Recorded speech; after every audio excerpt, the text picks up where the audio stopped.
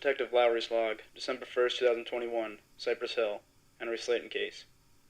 Upon reviewing the files for the Henry Slayton murder case, I've decided to take a second look at the crime scene photos provided by my team. Although this case remains cold, I feel responsible to find the person who killed this young man. Henry Slayton was a 20-year-old man who lived by himself, and he was found dead early on November 22nd in his bathroom by his landlord. The cause of death was determined by autopsy and forensic to be blood loss due to lacerations to the neck and wrists. This includes a deep cut to the wrist that most likely contributed to the majority of the blood loss. It was later determined that many of the cuts to his hands and wrists were in self-defense while fighting off his attacker. This is consistent with blood spatter found on the toilet, floor, and wall. The murder weapon was left at the scene, a large 10-inch kitchen knife with a handle. It was swabbed for fingerprints and was determined to have fingerprints of the victim as well as another unknown individual. The time of death, as determined by my team, was to be about 1 a.m. on November 22nd. Also found were footprints most likely belonging to the assailant. They were determined to have come from a modern running shoe and led to the hallway of the building.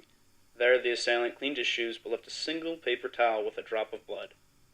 Upon review of footage and questioning of neighbors and security, we found several leads but never ended up coming to any conclusions, and the case ran dry.